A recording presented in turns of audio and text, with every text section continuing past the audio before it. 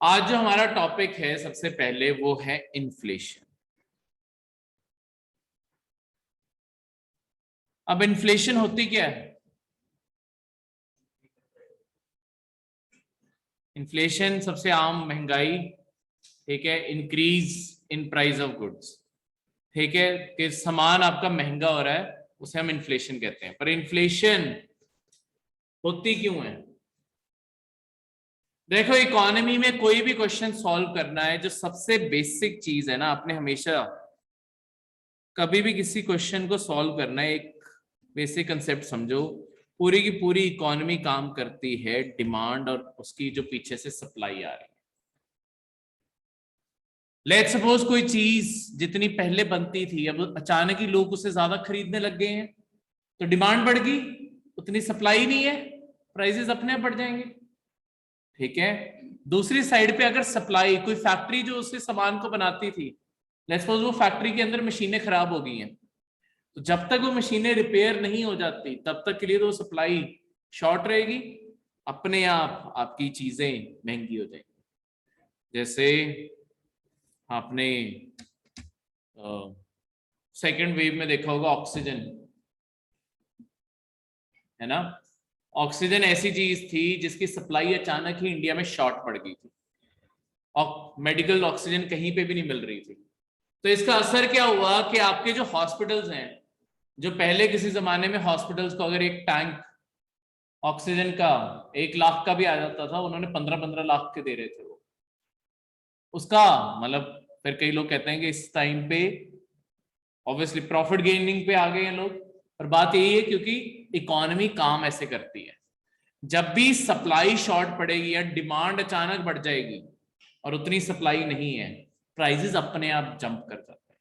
जैसे एक हर साल हम चीज देखते हैं, प्याज, अनियन जो है आपका, हर साल प्याज अचानक ही सीजन आता है महंगे होने शुरू हो जाते हैं, 200 रुपए किलो तक भी पहुंच जाते हैं। कई ऐसा सीजन भी आता है जब आपके प्याज 10 रुपए किलो पे पहुंच जाते हैं। तो ये फर्क, इतना ज्यादा फर्क कहाँ क्रिएट हो रहा है?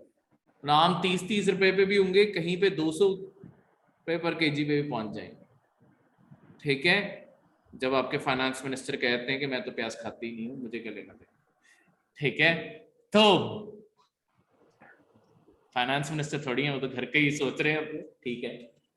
तो ये जो आपका है, ये भी यहाँ पे प्रॉब्लम आती है कि पीछे से सप्लाई अगर शॉर्ट पड़ जाएगी तो प्राइसेस हमेशा शूट कर जाएंगे। कई बार तुमने किसानों का देखा होगा कि लिटरली आपकी जो फसलें होती हैं या कोई सब्जी होती है, वो आपकी 2-2 रुपए पे भी बिक्री होती है। ठीक है। तो इतनी सस्ते में सब्जियां क्यों बिकने लग जाती है? 2-2, 1-1 रुपए पे भी सब्जियां गिर जाती हैं। फिर फार्मर्स तभी इस चीज को लेके प्रोटेस्ट करते हैं कि इतनी कम मार्केट में रेट मिल रहा है। उसका कारण क्या है? क्योंकि सारे अगर फार्मर सेम चीज उगा जाएंगे, वो तो ऑब्वियसली मार्केट में ज्यादा हो जाएगी, उतने खरीदने वाले ही नहीं है, तो प्राइसेस क्रैश कर जाएंगे क्योंकि सप्लाई इतनी ज्यादा बढ़ गई कि उतनी डिमांड नहीं है। तो कहीं पे भी इकोनॉमी में कोई भी मिसमैच होगा, वो हमेशा प्राइसेस पे फर्क डालेगा ही डालेगा। ठीक है। इसके बहुत सारे एग्जांपल्स हर जगह, मतलब कुछ एग्जांपल्स मैंने आपको बता दिए। तो हर चीज को आपने डिमांड और सप्लाई पे देखना है। अब सबसे पहले बात करते हैं, मतलब इन्फ्लेशन का सबसे बेसिक कंसेप्ट, इसकी जो डेफिनेशन है थोड़ी टेक्निकल टर्म्स में, अगर थोड़ा सा फैंसी लैंग्वेज में, टेक्निकल भी नहीं फैंसी लैंग्वेज में बोल रहा हूं, तो इसे बोल सकते हैं कि too much money chasing too little goods. इसका क्या मतलब है? Too much money chasing too little goods, ये इसी डिमांड और सप्लाई की फिगर को समझाने का दूसरा तरीका है, फैंसी तरीका। इसमें लिखा क्या है कि लोगों के पास, टू मच मनी का मतलब है लोगों के पास पैसा है खरीदने के लिए, वो उस सामान को खरीद सकते हैं। प्याज खरीदने का 30 रुपए सबके पास थे, पर उतनी सप्लाई नहीं है उसकी। ठीक है। जब उसकी उतनी सप्लाई नहीं है तो अपने आप टू लिटिल गुड्स, यानी कि उतना सामान नहीं है, ठीक है, सप्लाई का मतलब उतना सामान नहीं है, पर लोगों के पास, सबके पास पैसा है उसे खरीदने के लिए, जब वो सामान ही उतना नहीं है तो अपने आप ये महंगा होने लग जाए। इसे दूसरे तरीके से समझाने के लिए, जो मैं करंट अफेयर में भी, और जो मेरा फेवरेट एग्जांपल है, ठीक है, बार बार इकोनॉमी पढ़ाते हुए यही सुनोगे, ठीक है। जिन्होंने पहले सुना है तो वही सेम एग्जांपल ही दे रहा हूं। 3 लोग हैं, ए बी सी। आप दुकानदार हो, आपका नाम है एक्स, ठीक है, मिस एक्स, मिस्टर एक्स, जो भी आप अपना नाम रखना चाहते हैं। आप दुकान चला रहे हो, आपके पास एक कोक की बोतल पड़ी है, ठीक है, आपके पास पूरे फ्रिज में सिर्फ एक ही कोक की बोतल रह गई है और कुछ नहीं है दुकान में, और पूरे शहर में सिर्फ तुम्हारी ही दुकान है।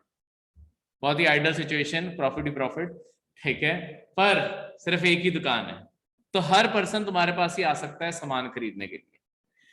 ये तीनों आए हैं, इन तीनों को बुरी तरीके से कोक चाहिए ही चाहिए, ठीक है, लेके ही जानी है इन्होंने। कोई भी मतलब जिसे मिल जाए वो कहेगा कि मैं ही लेके जाऊंगा, लड़ने को तैयार है। कोक की वैसे जो प्राइस की बोतल का प्राइस था वो रखा हुआ था अपने 5 रुपए। ए लेके आता है अपने पास 5 रुपए कि 5 की आनी है, ये लो 5 और ले आऊंगा मैं। इसने सोचा चलो साथ में कुछ एक आधा टॉफी भी खरीद जाऊंगा, ये 6 रुपए लेके आया। इसने थोड़ा सा कुछ और भी 2 टॉफियां खरीदने का सोचा, ये 7 रुपए अपने साथ लेके आया, ठीक है। अब तीनों को चाहिए ही चाहिए, आप किससे दोगे और कितने की दोगे? क्या 5 की दे दोगे इनमें से किसी को भी? 5 तो तीनों ही रख देंगे आपके टेबल पे, तीनों एक साथ आए हैं, ये भी नहीं है कि आप ये कह दोगे ये पहले आए थे मैं हम इन, तीनों एक ही साथ पहुंचे और तीनों ने बोला भी एक साथ कि हमें कोक चाहिए। किसे दोगे? सी को। कितने में? सी को दोगे, साथ में दोगे तुम लालची लोग, ठीक है, पर इकोनॉमिक्स भी यही कहती है कि यहां पे तुम हमेशा उसे चूज करोगे जो उस चीज के लिए सबसे ज्यादा वैल्यू पे कर पाएगा। क्योंकि प्रॉब्लम क्या क्रिएट हो गई है? Too much money. 5 रुपए तो तीनों के पास ही है, ठीक है, टू मच मनी मतलब, टू मच मनी का मतलब ऐसा नहीं कि लाखों लेके घूम रहे हैं, जितना रिक्वायर्ड था उस चीज को लेने के लिए वो सबके पास है, तो उसकी प्राइस वो क्यों रहेगी जब वो प्राइस सबके पास है, ठीक है, उसमें तो फिर कुछ नहीं आएगा, ठीक है। जब आपको वादा किया गया था कि सबके अकाउंट में 15 लाख आएंगे, आपको तभी समझ जाना चाहिए था वो स्कैम है, ठीक है, क्योंकि अगर सबके अकाउंट में 15 लाख आ गए, वो भी तो टू मच मनी। अब ऐसा तो है नहीं 15 लाख हर कोई कहेगा बैंक में ही रखेंगे, आधी जनता साथ के साथ भागेगी कि गाड़ी निकलवाते हैं एक बड़ी सी, कौन सा हमारा पैसा, सरकार ने तो दिया है। तो कार के शोरूम में पहुंच गए, अब उनके पास तो उतनी गाड़ी ही नहीं है जितनी लोग लेने आ गए हैं, वो क्या कहेंगे, सर आज से ये गाड़ी की दाम 15 लाख नहीं 30 लाख है, तो 15 में क्या 1.5 करोड़ है, ठीक है, तो अब 15 लाख वाला फिर सोचेगा कि 1.5 करोड़, तो वो अगले पॉलिटिशियन की वेट करेगा कि कौन आके मुझे 1.5 करोड़ देगा, ठीक है। कभी भी ये नहीं हो सकता, इकोनॉमिक्स ऐसे ही काम करती है, ठीक है, क्योंकि जब भी टू मच मनी, जब सबके पास सेम लेवल का पैसा होगा, वो कॉमोडिटी की प्राइस कभी भी वो नहीं रहेगी। इसीलिए तुम, अब वो स्टेटमेंट वापस लेते हुए, तुम लालची नहीं हो, तुम समझदार हो, ठीक है, क्योंकि तुम्हें, अब तुमने वही चीज 7 रुपए में बेच दी, तो ये देखो ये प्राइस जंप कर गई ना इसकी, यही तो है इन्फ्लेशन, ठीक है। इसी तरीके से इन्फ्लेशन काम करती है, इसी तरीके से आपके प्राइसेस बढ़ जाते हैं, ठीक है। जैसे जब मूवी देखने की बात करते होंगे, कहीं जाने की बात करते होंगे, घर वाले कहते होंगे ना, हमारे जमाने में तो 2 रुपए 5 रुपए की टिकट आ जाती थी, तुम क्या 250 200 की टिकट देख के आ रहे हो मूवीज, इतनी क्या महंगी होगी, और ये 500 रुपए के पॉपकॉर्न कौन लेता है, हमारे जमाने में तो 20 रुपए के आ जाते थे, ठीक है। तो बात ये है कि आज 2 रुपए में आता ही क्या है, उनके जमाने में तो मूवी की टिकट आ जाती थी, तुम टॉफी भी लेने निकलोगे शायद पूरे 2 रुपए खर्च हो जाए, क्योंकि 2 रुपए सबके पास है, हर कोई उस कॉमोडिटी को ले सकता है। पहले तो सैलरीज ही 100 रुपए 500 रुपए थी, ज्यादा से ज्यादा 1500, मतलब अल्ट्रा रिच 10,000 20,000 रुपए। आज क्या कहते हैं, 10,000 20,000 को कोई अल्ट्रा रिच तो नहीं बोलेगा, ठीक है। तो अल्ट्रा रिच भी नहीं होंगे वो, तो मैं वैसे कह रहा हूँ, मतलब अच्छी जिसे कहेंगे कि अच्छी नौकरी पे लगा हुआ है। सरकारी सैलरीज यही थी, ठीक है। जो कहते थे सरकारी नौकरी मिल जाए तो 5,000 रुपये 3,000 रुपये सरकारी नौकरी की सैलरी थी, ठीक है। तो ये तो सैलरीज मिलती थी। तो जब उस सैलरी के मुताबिक तो 2 रुपए बहुत थे, मतलब उनके उसके मुताबिक वो मीट कर रहा था। अब जब सैलरी लाखों क्रॉस कर रही है तो वो 2 रुपए 250 क्यों नहीं पहुंचेगा, तो वो भी अपने आप जंप कर जाता है। यही होती है इन्फ्लेशन। लॉन्ग टर्म में जो प्राइस राइज होता है, यहां जब भी डिमांड और सप्लाई का गैप होगा आपका प्राइस राइज होगा, ठीक है। नया आईफोन लॉन्च हुआ है, कितने का है अब, सबसे लेटेस्ट वाला जो अब 13 आ गया, नहीं पड़े ही हो, हाँ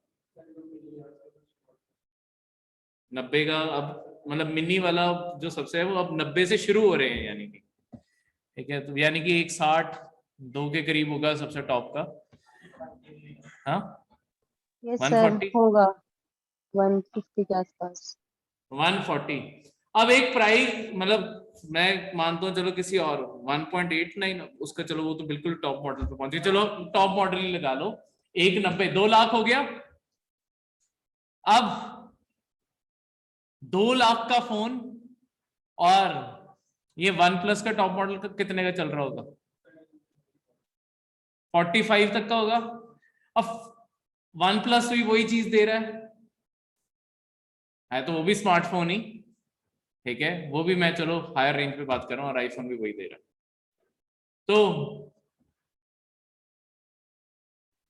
इतना प्राइस का फर्क क्यों?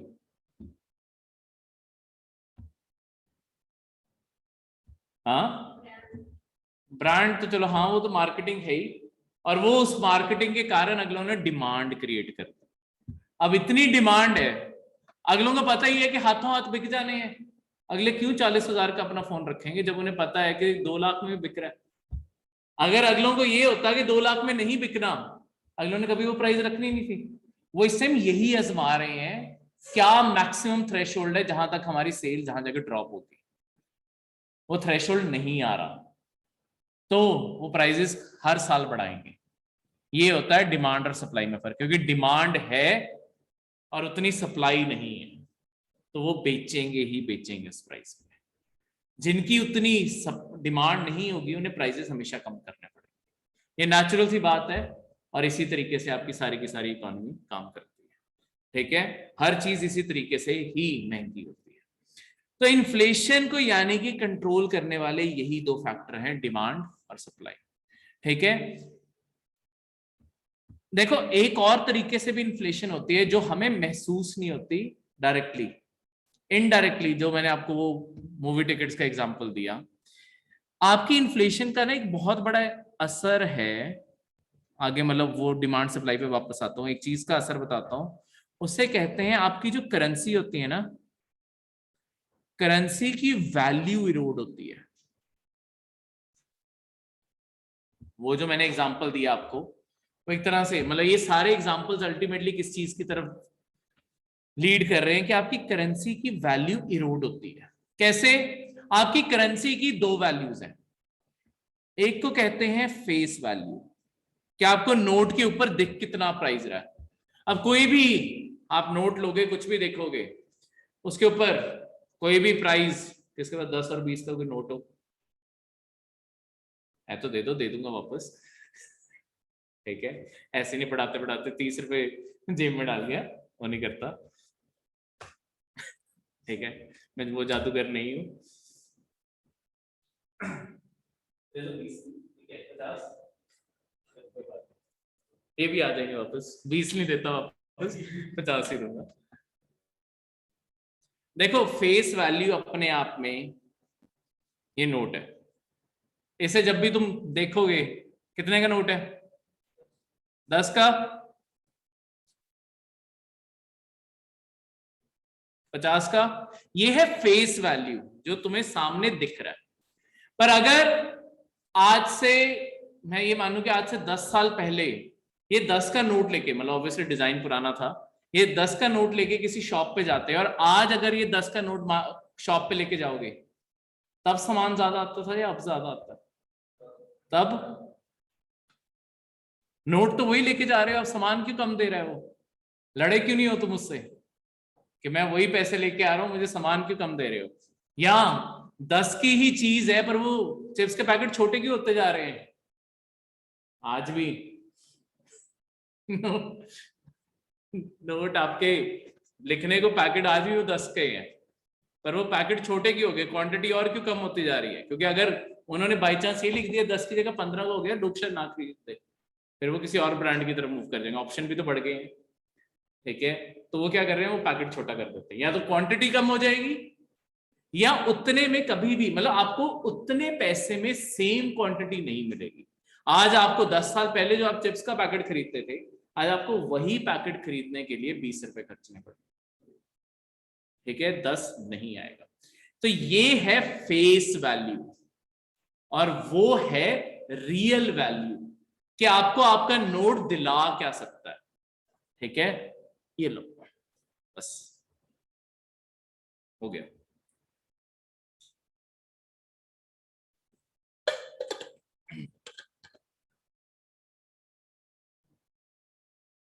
ठीक है, तो फेस वैल्यू है जो फेस दिख रहा है, ठीक है, जो हमारे आगे दिख रहा है। तो what is written on it, और रियल वैल्यू है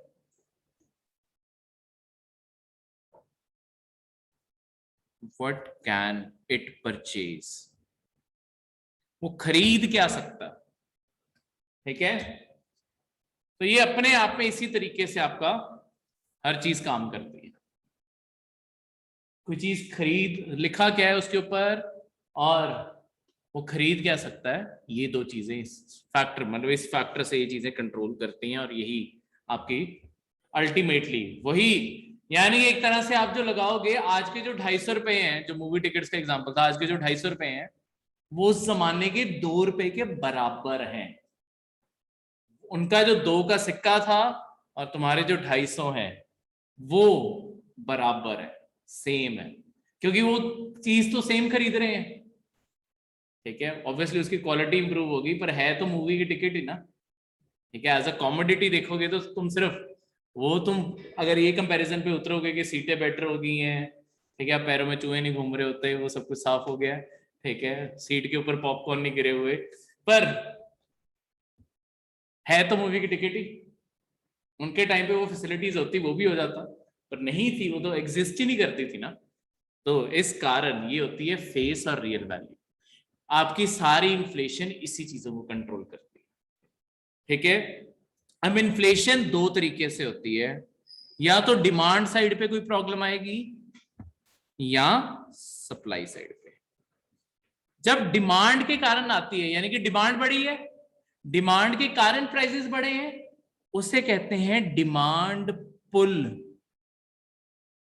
इन्फ्लेशन। डिमांड ने प्राइसेस को पुल कर लिया है अपनी तरफ खींच लिया है, और उसके कारण प्राइसेस बढ़ गए। इसे कहते हैं डिमांड पुल इन्फ्लेशन। यानी कि आज कोई चीज 10 की बिक्री थी और उसे खरीदने वाले लोग ज्यादा आ गए हैं, डिमांड, तो डिमांड ने एक तरह से प्राइसेस ऊपर को खींच लिए, उसे कहेंगे पुल कर लिया है अपनी तरफ, इसी कारण वो चीज 20 की हो गई। ठीक है, ये है डिमांड पुल इन्फ्लेशन। दूसरा होता है सप्लाई के कारण कोई प्रॉब्लम है, सप्लाई पुश इन्फ्लेशन। अब सप्लाई के कारण इन्फ्लेशन कैसे हो सकती है? हाँ, कॉस्ट ऑफ प्रोडक्शन, बिल्कुल, कॉस्ट ऑफ प्रोडक्शन किस तरीके से बढ़ जाए। कॉस्ट ऑफ प्रोडक्शन होता क्या है? बिल्कुल, कॉस्ट ऑफ प्रोडक्शन में आपकी जैसे लेबर महंगी हो गई है, आपकी रॉ मटेरियल महंगा हो गया है, या कोई भी और बॉटल नेक क्रिएट हो गया है, बिजली नहीं आ रही टाइम पे तो उन्हें जनरेटर चलाने पड़ रहे हैं, कुछ भी किसी भी तरीके से उनकी इनपुट यानी कि जो इंडस्ट्रीज थी उन्हें अब महंगा पड़ रही है चीज। अगर लेबर ने स्ट्राइक की कि हमारी वेजेस बढ़ाओ, इंडस्ट्री ने वेजेस बढ़ा दी, अब वो अपनी जेब से थोड़ी देने लग जाएंगे। अगर इंडस्ट्री जितना कमा रही थी उसका लेट्स वो 70% वेजेस में चला जाता था, अब कल वेजेस इतनी बढ़ा दी कि वो 100% को भी क्रॉस कर गई, यानी कि कंपनी जितना कमा नहीं रही उससे ज्यादा वेजेस करनी पड़ेगी, तो कंपनी वापस उसी थ्रेशोल्ड पे तो लेके आएगी ना कि 70% इन्हें चला जाए बाकी हमारे पास आ जाए, तो वो उतने प्राइसेस बढ़ा देंगे। तो कोई ना कोई चीज जब वहां पे होती है तो यानी कि पीछे से प्रॉब्लम आ रही है तो कॉस्ट पीछे से पुश की जा रही है ऊपर। कॉस्ट वैसे ऊपर जानी नहीं थी पर इसलिए चली गई क्योंकि पीछे इंडस्ट्री लेवल पे प्रॉब्लम आ गई है, वहां पे प्राइसेस बढ़ रहे हैं। ठीक है, तो इस तरीके से आपकी डिमांड पुल इन्फ्लेशन और सप्लाई पुश इन्फ्लेशन काम करती है। यहां तक कोई भी डाउट? अब इसका उल्टा एक कंसेप्ट होता है, उसे कहते हैं डीफ्लेशन। डीफ्लेशन का जो कंसेप्ट है, डीफ्लेशन के कंसेप्ट में क्या होता है कि आपके प्राइजेस गिरने लगते हैं। ठीक है, ये है फॉल ऑफ प्राइजेस, ये उससे बिल्कुल उल्टा है। इसका कारण उससे उल्टा होगा, या तो डिमांड गिर रही है या सप्लाई इतनी ज्यादा है कि उतनी डिमांड नहीं है। ठीक है, सप्लाई सरप्लस हुई पड़ी है, उतना बिक नहीं रहा, तो अगले फिर कंपनीज क्या करती हैं, ऑफर पे ऑफर। ठीक है, अब ये चीज वो लिखा होता है ना ऐसे पहले, बिफोर इतने का 50,000 का ये टीवी, फिर ऐसे एक बड़ा सा कांटा मारा होता है, फिर इसके साथ एक छोटा सा नया स्टिकर लगाया होता है, नाउ 30,000। ठीक है, वो बेचने के लिए ऑब्वियसली अगलों के पास क्योंकि स्टॉक इतना पड़ा है उन्हें निकालना जरूरी है, तो इस तरीके से सेल करना शुरू कर देते हैं। इसे कहते हैं डीफ्लेशन, यानी कि आपकी इकोनॉमी में प्राइसेस गिरते हैं। अब देखो सारा का सारा जो मैंने मतलब आपको एग्जांपल्स में बहुत छोटे लेवल पे दे रहा हूं, पर जितने भी आपके ये चीजें हैं ना, आपकी कभी भी इन्फ्लेशन या डीफ्लेशन अलग अलग कॉमोडिटी की नहीं देखी जाती। ऐसा नहीं है कि सिर्फ प्याज महंगा हो रहा है तो आप बोलोगे इन्फ्लेशन हो रही है। अगर बाकी सारी सब्जियां सस्ती घूम रही है, सिर्फ प्याज महंगा हो रहा है, वो सिर्फ टेम्पररी प्रॉब्लम है। अगर पूरे फूड मार्केट की प्राइस बढ़ रही है तब कहोगे कि इन्फ्लेशन हो रही है। ठीक है, इन्फ्लेशन एक स्पेसिफिक गुड, वैसे ही डीफ्लेशन, जैसे मैंने अब सिर्फ टीवी का एग्जांपल दिया, तो वो नहीं है कि कहोगे कि देखो डिफ्लेशन होगी, सेल लगी ना, वो अगले शायद वैसे भी सेल लगा रहे हैं। ठीक है, पर अगर सारी इलेक्ट्रॉनिक मार्केट के प्राइसेस गिर रहे हैं या सारी इलेक्ट्रॉनिक मार्केट ही महंगी हो रही है, वो इन्फ्लेशन है। जैसे कोविड की सिचुएशन में आपकी इलेक्ट्रॉनिक मार्केट महंगी हो रही है क्योंकि डिमांड बढ़ गई अचानक ही, पता ये चीजें बिक रही हैं, तो इस कारण सारे इलेक्ट्रॉनिक्स आपके महंगे होते जा रहे हैं। दिन भर दिन प्राइसेस चेंज होते हैं इनके, आज देख के आए हो कल देख के आओगे शायद प्राइस अलग हो। ऐसे भी बहुत सारी चीजें घूम रही हैं मार्केट में, जैसे सीपीयू ही हो गया, सीपीयू की प्राइसेस हर दूसरे तीसरे दिन बढ़ जाते हैं। आज कंप्यूटर पूछ के आया कि अच्छा कोई नहीं परसों ले जाएंगे, परसों शायद वो उतने में दे ही ना, क्योंकि उसे पीछे से सप्लाई महंगी होती है, क्योंकि पीछे सप्लाई महंगी होती जा रही है। ठीक है, कोविड में ये सिचुएशन एक और अलग इमर्ज हो रही है, इस टाइम पूरी दुनिया में क्राइसिस है, ये सिर्फ इंडिया में नहीं सारी दुनिया में इस चीज का क्राइसिस आया। तो ये डिफ्लेशन भी ऐसी है कि सारी मार्केट गिरनी चाहिए तब उसे कहोगे कि डिफ्लेशन है। ठीक है, तो इस टाइम आपका पैसा ज्यादा चीजों को खरीद पाएगा। अब वही 10 रुपए लेके गए, डिस्काउंट लगा हुआ है, ज्यादा चीजों पे ले आओगे, तो यहाँ पे अब चीजें तुम्हारे पैसा थोड़ी वैल्यू गेन कर जाता है ताकि ज्यादा सामान खरीदो। तो अब अल्टीमेटली एक क्वेश्चन पे आते हैं जो आपकी यूपीएससी ने प्रीवियस ईयर पेपर में पूछा था।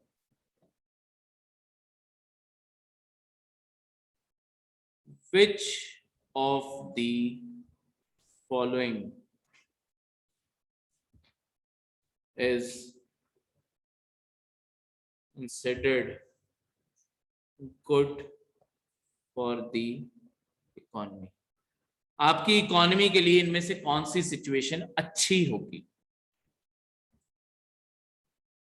लो inflation, low deflation, high inflation,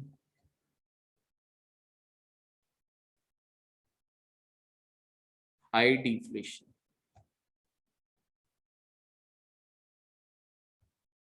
हाँ जी, कौन सी सिचुएशन इकोनॉमी के लिए अच्छी है?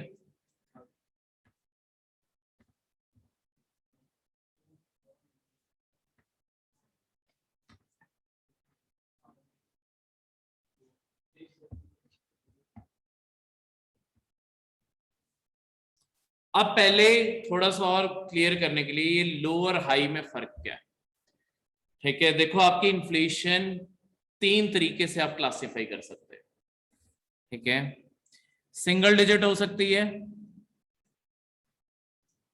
यानी 1 से लेकर 9 तक घूम रही हो सकती है, ठीक है? फिर डबल डिजिट हो जाएगी,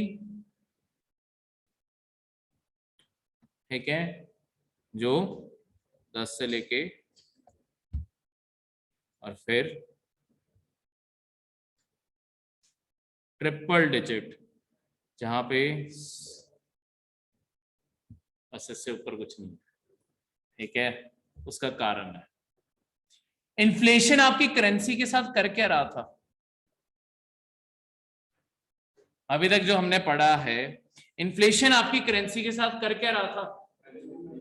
वैल्यू इरोड कर रहा था, वैल्यू खत्म कर रहा था।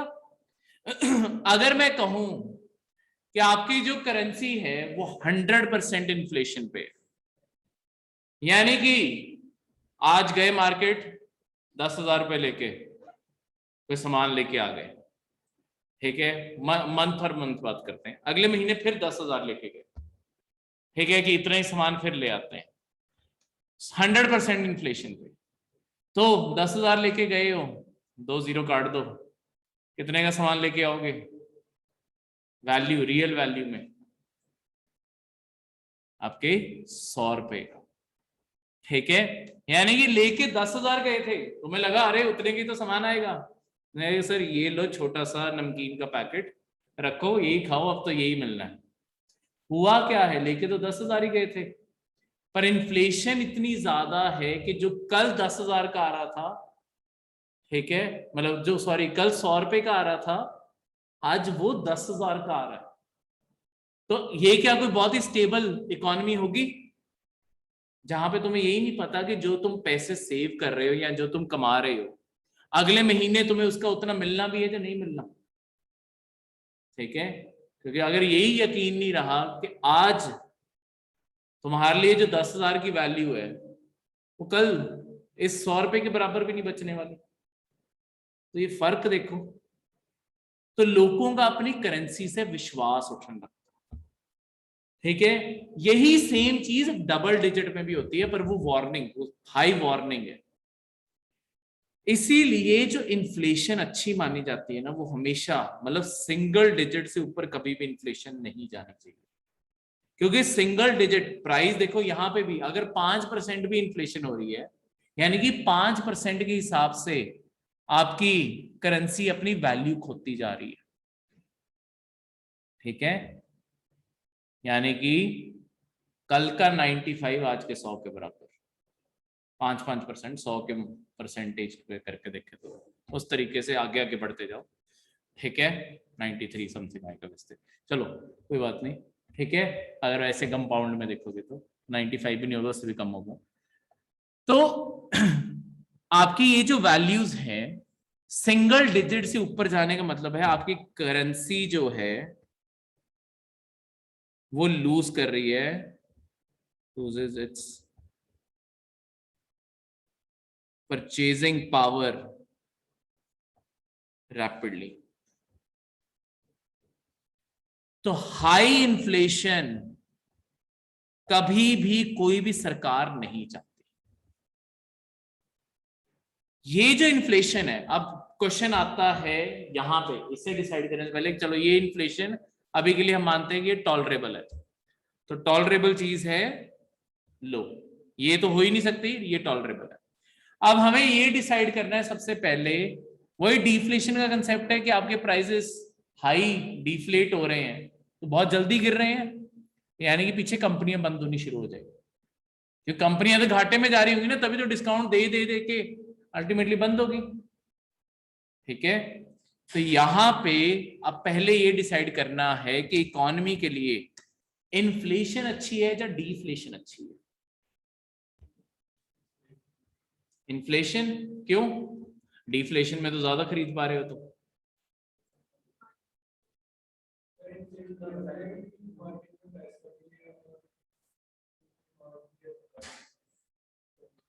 बिल्कुल, देखो इन्फ्लेशन ही अच्छी है, जैसे आपने बोला कि डिफ्लेशन अगर रहेगी, डिफ्लेशन का मतलब है कि कंपनीज का सामान नहीं बिक रहा, कंपनीज का सामान नहीं बिकेगा तो वो अपने कुछ एम्प्लॉयज को निकालना भी तो शुरू कर देंगे, तब तो आपकी इकोनॉमी की सिचुएशन वर्स हो रही है। अगर इन्फ्लेशन हो रही है, इन्फ्लेशन का मतलब डिमांड है मार्केट में, चीजें बिक रही हैं, उतनी सप्लाई नहीं मीट कर पा रही, मतलब डिमांड ऊपर चल रही है, सप्लाई उससे थोड़ी नीचे है। ठीक है, हाँ जी बिल्कुल सोनम, इन्फ्लेशन अच्छी है। ठीक है, तो इस तरीके से, हाँ साहिबा बिल्कुल इन्फ्लेशन अच्छी है, इन्फ्लेशन बेटर है, डिफ्लेशन अच्छी नहीं है, क्योंकि डिमांड ज्यादा रहनी चाहिए सप्लाई से, क्योंकि अगर डिमांड ज्यादा रहेगी, हर टाइम कंपनी को ये फिक्र पड़ी रहेगी ना और सामान बनाना है, अगर कंपनी को ये फिक्र है और सामान बनाना है और इंफ्रास्ट्रक्चर बनाना है कुछ भी, तो वो और लोगों को हायर करेंगे और पैसा खर्च कर रहे हैं, यानी कि और लोगों को नौकरियां मिल रही हैं, तो डिफ्लेशन में तो नौकरियां जा रही थी, इन्फ्लेशन में नौकरियां मिल रही हैं, इसी कारण हमें इन्फ्लेशन पसंद है। ठीक है, और लो इन्फ्लेशन यानी कि इकोनॉमी के लिए अच्छी चीज। क्लियर है? इस क्वेश्चन का ये आंसर इस तरीके से आता है कि हमें लो इन्फ्लेशन चाहिए इकोनॉमी के लिए।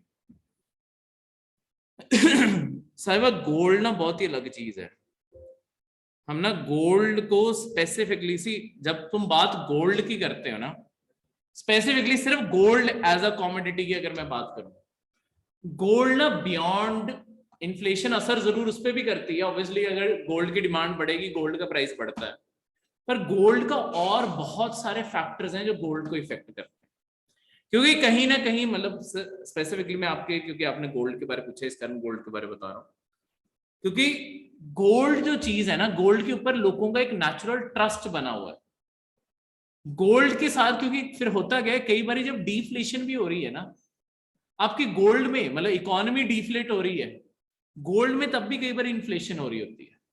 उसका कारण क्या है कि जब लोगों का विश्वास इकोनॉमी पे नहीं रहता या हाई इन्फ्लेशन हो रही है, तो इस पे बहुत ही ज्यादा हाई इन्फ्लेशन होने लग जाएगी, क्योंकि सबको कहीं ना कहीं जो गोल्ड मेटल है उस पर ज्यादा यकीन है, क्योंकि ये तो अपनी प्राइस कभी भी नहीं लूज करने वाला ना, मतलब वैल्यू नहीं लूज करने वाला, तुम्हारी करेंसी खत्म हो जाएगी पर इंटरनेशनल मार्केट में तो इसकी प्राइस वही रहेगी, तो इस कारण लोगों का ट्रस्ट गोल्ड, इसलिए गोल्ड इसी कारण एग्जांपल्स में नहीं कवर करते क्योंकि गोल्ड एज अ फैक्टर बहुत डिफरेंट रोल प्ले करता है।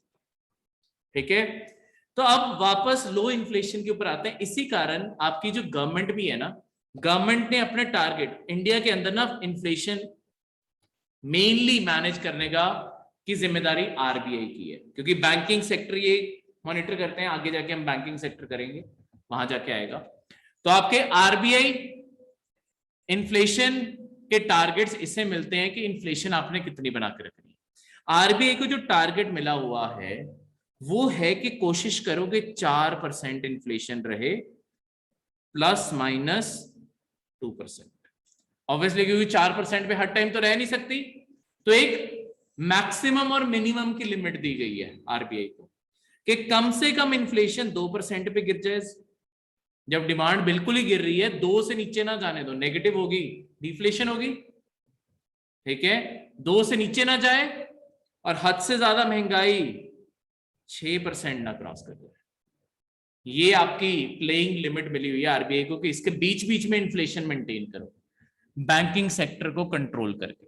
अब वो कैसे करता है वो आगे जाके पढ़ेंगे, पर यहां के लिए अभी तक ये चीज क्लियर है। अब कुछ फैक्टर्स देखो, अभी तक जितनी तुम्हारी नॉलेज है अब तुम आंसर करोगे, मैं कुछ इफेक्ट्स इन्फ्लेशन का पूछने वाला हूं उसके बारे में। अच्छा, अनएम्प्लॉयमेंट के ऊपर क्या असर पड़ता है जब इन्फ्लेशन हो रही है? अनएम्प्लॉयमेंट बढ़ेगी या कम होगी? कम होगी, ठीक है। अनएम्प्लॉयमेंट डिक्रीज कर जाती है, ठीक है। ये आपका एक फिलिप कर्व भी एग्जिस्ट करता है। एक फिलिप आपके इकोनॉमिस्ट थे, उन्होंने कहा था कि अगर सरकार एक ऑप्टिमल लेवल की इन्फ्लेशन बना के रख सकती है, आपकी इकोनॉमी में अनएम्प्लॉयमेंट की प्रॉब्लम खत्म होती जाएगी। जितनी इन्फ्लेशन, मतलब जैसे इन्फ्लेशन अगर बैलेंस ऊपर ग्रो कर रही है, बैलेंस्ड वे में, ऐसे नहीं, बैलेंस वे में अगर चल रही है, तो आपकी अनएम्प्लॉयमेंट भी कम रहेगी, ठीक है। उतनी कम होती जाएगी जितना आप बैलेंस कर पाओगे इसे। तो ये फिलिप कर्व है। उसके बाद चलो ये रिवाइज करके, इसकी ये कमी है कि एक हद के बाद फिर अनएम्प्लॉयमेंट रुक जाती है, फिर ना और नौकरियां आती हैं ना लोगों की नौकरियां जाती हैं, स्टेबल हो जाता है, ठीक है। और सिर्फ अगर यही क्वेश्चन आता है कि इन्फ्लेशन के कारण एम्प्लॉयमेंट या अनएम्प्लॉयमेंट जैसे भी क्या असर दिखाता है, अनएम्प्लॉयमेंट गिर जाएगी, एम्प्लॉयमेंट ऑपोजिट हो गया तो एम्प्लॉयमेंट बढ़ जाएगी, जैसे भी आ गया। अच्छा, अब दूसरी चीज, आपके लोन लेते टाइम दो लोग होते हैं, एक होता है क्रेडिटर और एक होता है बोरोवर। एक लोन दे रहा है, एक को लोन मिल रहा है। इन्फ्लेशन के टाइम इनमें से किससे फायदा होगा, किससे नुकसान होगा?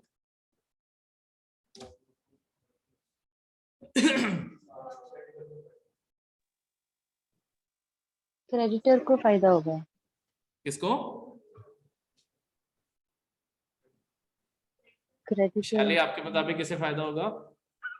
Creditor sir.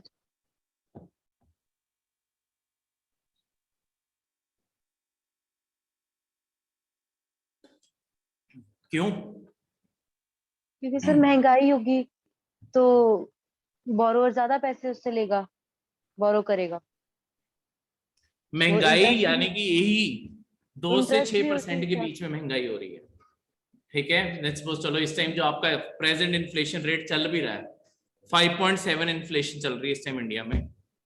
तो इस टाइम अगर आप लोन लेते हो और आपने 5 साल में रिटर्न करना है, मैं मानता हूं कि अगले 5 साल लेट्स सपोज यही एवरेज निकल के आता है कि 5% पे इन्फ्लेशन चल रही थी, आपको एज अ लोन लेने पे तुम्हें फायदा हो रहा है या बैंक को फायदा हो रहा है?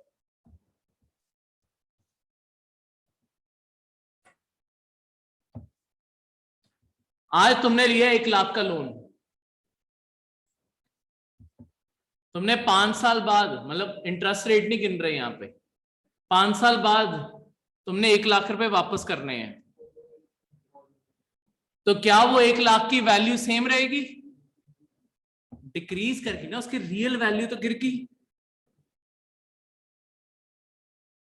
बिल्कुल ठीक है, हाँ जी, साहिबा सही है।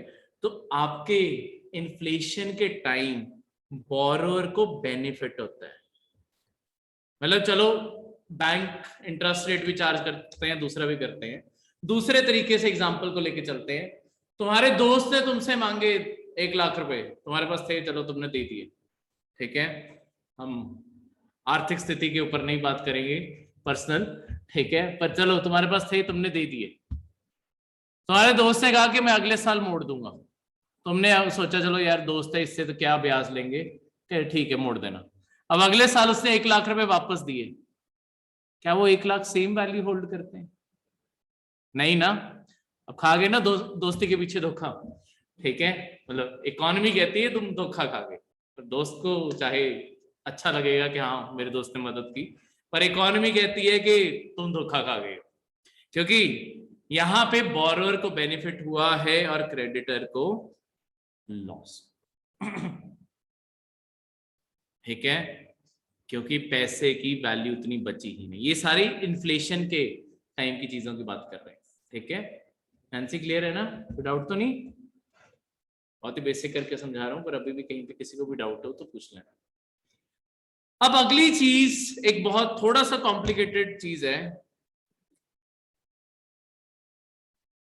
हमारे इंडिया के, थोड़ा सा दिमाग लगाना, एक्सपोर्ट्स बढ़ेंगे या कम होंगे?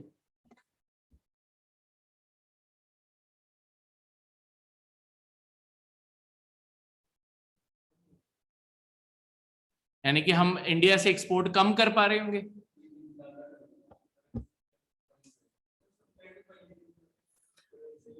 जो एक्सपोर्ट कर रहा है वो तो कंपनी पहले ही एक्सपोर्ट ही कर रही है ना, उसके एक्सपोर्ट्स बढ़ेंगे या कम होंगे? बढ़ेंगे। क्यों? देखो, क्योंकि हमारा, लेट्स सपोज बाहर के लोग डॉलर में खरीद रहे हैं, हमारे यहाँ पे हम रुपी में बना रहे हैं। अगर हमारी रुपी की वैल्यू इरोड होती जा रही है, आप देखते हो ना कि आपका जैसे रुपी है 70, 71, 72, 73, 74, यहां जाने लग जाता है, और कई बार इस साइड 69, 68, 67 इस साइड को जाने लग जाता है। जब इस साइड को रुपी जाता है, इसे क्या कहते हैं? रुपी वीक हो रहा है या स्ट्रांग हो रहा है? इसे कहते हैं रुपी स्ट्रांग हो रहा है। इसे कहते हैं आपका रुपी वीक हो रहा है। इसका अल्टीमेटली इफेक्ट क्या है? अगर लेट्स सपोज कोई भी चीज थी, एक टाइम पे आपका रुपी 40 पे भी रहा है, ठीक है, डॉलर के अगेंस्ट, वहीं से कंपेयर कर लेते हैं कंपैरिजन के लिए। आज 70 के करीब है, पर हम राउंड फिगर करने के लिए 80 मान लेते हैं। ठीक है, तो आज से उस टाइम पे जो बंदा इंपोर्ट कर रहा होगा इंडिया, मतलब इंडिया से सामान खरीद रहा होगा, लेट्स सपोज वो कोई भी इंडिया से एक सामान खरीद रहा था, कोई भी गुड लगा लो, कोई एक, चलो लगा लेते हैं, एक कोई पेन खरीद रहा था वो इंडिया से। एक पेन उसे इंडिया से 40 रुपए का पड़ रहा था, यानी कि उसके मुताबिक $1 का पड़ रहा था। ठीक है, वो तब भी खरीद रहा था। आज इंडिया वो दोबारा कॉल लगाता है कि पूछूं कितने का रेट चल रहा है। अब वो इंडिया फोन लगाता है, और इंडियन जो ट्रेडर बैठा होगा वो कहेगा कि मैं तुम्हारे $1 के बदले में अब तुम्हें 2 पेन दे दूंगा। क्यों?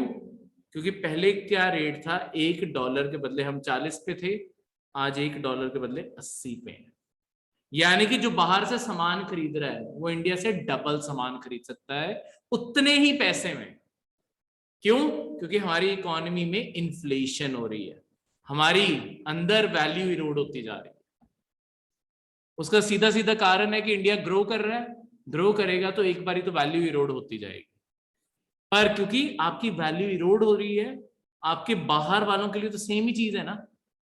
अपने आप ये जो एक्सचेंज रेट है उसके मुताबिक, पहले अगर वो इंडिया से 40 रुपए का एक पेन खरीद रहा था, अब 40 के 2 खरीद लेगा, तो वो इंडिया से सामान और ज्यादा मंगाएगा कि ये तो सस्ता पड़ने लग गया।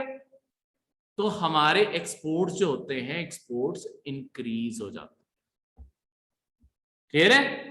मतलब इन टर्म्स ऑफ वॉल्यूम, अगर एक्सपोर्ट की वॉल्यूम की बात करोगे, अगर डायरेक्टली एक्सपोर्ट्स आपके क्वेश्चन में आता है, उसका डायरेक्ट रेफरेंस होगा वॉल्यूम को, कि कितना सामान गया, कितने टन सामान गया, ये इंक्रीज हो जाएंगे। पर अगर इसकी वैल्यू देखोगे, क्या वैल्यू में हमने ज्यादा पैसे कमाए हैं? नहीं, तब भी $1 कमा रहे थे, अब भी $1 कमा रहे हैं। तो उसमें कई बार डिक्रीज भी हो जाता है, पर फायदा नहीं होता। ठीक है, पर ये थोड़ा सा सोनम, इरोड करने का मतलब है, इरोड का मतलब कि वैल्यू गिर रही है, खत्म हो रही है उसकी वैल्यू। इरोड का मतलब है कि लेट्स वो जो चीज पहले 70 की मिल रही थी, अब उसी चीज के लिए आपको 80 खर्चने पड़ रहे हैं, तो आपको ज्यादा पैसे खर्चने पड़ रहे हैं। इसे इरोड रेफर कर देते हैं कि वैल्यू खत्म होगी, अब आपको ज्यादा पैसे खर्चने पड़ेंगे उस चीज के लिए। हाँ, डेप्रिशिएट कर गई। ठीक है, डेप्रिशिएट करके मतलब उसकी वैल्यू उड़ गई है, खत्म हो गई, डेप्रिशिएट कर गई है। ठीक है, दूसरा वर्ड जो रेफर किया गया। क्लियर है? एक्सपोर्ट्स क्लियर हो गए? इन्फ्लेशन के टाइम एक्सपोर्ट्स बढ़ जाएंगे, ठीक है, वॉल्यूम के कंपैरिजन में बढ़ जाएंगे। वैल्यू या तो सेम रहेगी या डिक्रीज कर जाएगी, वो अलग बात है, ठीक है। पर वॉल्यूम इसे रेफर किया जाएगा अगर कुछ नहीं पूछा गया तो इसे, अगर वैल्यू पूछा गया रिमेन सेम और डिक्रीजेस, ये करके ऑप्शन आएगा, वो रहेगा, क्योंकि पैसे तो कम कमा रहे हैं ना इंटरनेशनली एक बारी के लिए, तो ठीक है, तो वैल्यू गिर जाती है। अगर सेम एक्सपोर्ट्स हैं, एक्सपोर्ट्स अगर बढ़ने लग गए तो ऑब्वियसली लॉन्ग टर्म में राइज दोबारा हो जाता है, पर एक बारी के लिए। अगली चीज है इंपोर्ट्स पे क्या असर पड़ेगा। इंपोर्ट इंडिया में आने कम हो जाएंगे या बढ़ जाएंगे? कम हो जाएंगे, ठीक है। देखो इंपोर्ट्स डिक्रीज हो जाएंगे क्योंकि सामान बाहर से मंगाना महंगा पड़ रहा है, पर हम एक, क्योंकि डेवलपिंग कंट्री है, हमें कहीं ना कहीं इस चीज की प्रॉब्लम जरूर आती है, कुछ चीजें तो हमें बाहर से मंगानी पड़ती हैं, जैसे जो आपकी हाईटेक मशीन्स हैं, तो हमारे लिए जितने इंपोर्ट्स होंगे भी वो कॉस्टली हो जाएंगे, मतलब ये रियलिटी है, साथ में वो भी लिख दूं कि आपके जितने इंपोर्ट्स होंगे, कुछ तो मंगाने कंपलसरी है ना, मंगाने ही पड़ेंगे, अब वो पहले से महंगे आएंगे, पर लॉन्ग टर्म में पर जो फालतू की चीजें हैं वो बाहर से अब नहीं आएंगी, जो इंडिया में मिल सकती थी वो बाहर से नहीं आएंगी क्योंकि महंगी पड़ रही होंगी। क्लियर है? इंडिया में सारी की सारी इन्फ्लेशन जो है ये दो इंडेक्सेस के थ्रू मेजर की जाती है, एक को कहते हैं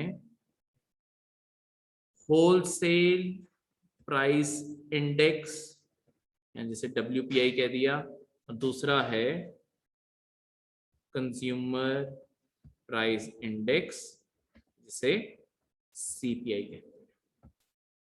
होलसेल ये मेजर करता है आपकी मैन्युफैक्चरिंग लेवल पे,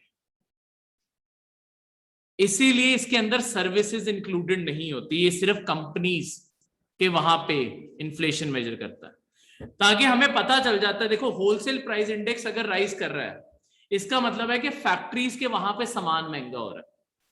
अगर कंज्यूमर प्राइस इंडेक्स राइज कर रहा है, यानी कि डिमांड बढ़ रही है, कंज्यूमर ज्यादा सामान खरीद रहा है, तो सरकार उसके मुताबिक स्टेप्स उठा सकती है। अगर फैक्ट्रीज को कोई प्रॉब्लम आ रही है, सरकार डायरेक्टली फैक्ट्री से कांटेक्ट में आके, पूरी इंडस्ट्री के साथ कांटेक्ट में आके देख सकती है कि वो क्या कर सकती है कि इनकी प्राइसेस फिर से कम हो जाए। अगर कंज्यूमर के पास प्राइसेस बढ़ रहे हैं तो यानी कि कंज्यूमर के पास पैसा बढ़ा हुआ है, तो सरकार इस तरीके से सोचेगी कि कंज्यूमर से पैसा कैसे निकाला जाए। क्या तरीके हैं सरकार के पास कंज्यूमर से पैसा निकालने के? तुम्हारी जेब से सरकार पैसा कैसे निकाल सकती है? एक तो बैंक्स में तुम्हें अच्छा FD या इन सब का इंटरेस्ट रेट दे देगी, ताकि उसके तुम लालच में आके बैंक्स में पैसा जमा करा दो। अगर बैंक्स में तुमने FD करा दी, 1 साल के लिए पैसा, मतलब कम से कम 1 साल की करवाई, 1 साल के लिए पैसा लॉक इन हो गया ना, वो पैसा मार्केट से तो गायब हो गया, खर्चोगे तो नहीं, अब बैंक्स के पास पड़ा हुआ है ना, तो वो गायब कर देगी। दूसरा तरीका क्या है बैंक सरकार के पास तुम्हारे पैसे गायब करने का? तुम्हारे ऊपर टैक्सेस बढ़ा देगी। सरकार कहेगी कि पहले 15% तुम्हारे हर 100 रुपए का 15% ले रहे थे, अब 25% देना शुरू कर दो, ठीक है। तुम्हारी जेब से वैसे पैसा निकाल लिया, बिल्कुल सोनम सही आंसर, टैक्सेस इंक्रीज कर दिए तो अपने आप वो सारा का सारा प्राइस उड़ जाएगा। क्लियर है? इन्फ्लेशन के इस पूरे टॉपिक में कोई भी डाउट हो, ठीक है। तो कंज्यूमर प्राइस इंडेक्स आपके दोनों चीजों को, गुड्स एंड सर्विसेज दोनों को देखता है, और वो सिर्फ गुड्स को देखता है जो मैन्युफैक्चर हो रही है, ठीक है। इसके बाद कौन सा, देखो इन्फ्लेशन मेजर करने की एक लास्ट चीज जो है, इन्फ्लेशन जब ये इंडेक्सेस मेजर कर रहे हैं, इनमें ना हमेशा एक बेस ईयर लेना पड़ता है। बेस ईयर क्या होता है? बेस ईयर होता है कहीं से तो तुम्हें कैसे पता चलेगा महंगाई हो रही है, कहीं से तो तुम्हें प्राइसेस को मेजर करके देखना पड़ेगा ना। अगर आज जैसे 750 ml कोक की बोतल कितने की है? 600 ml, 35, 40, चलो 40 राउंड फिगर लगा लो, 40, 2021 चल रहा है 40 रुपए की।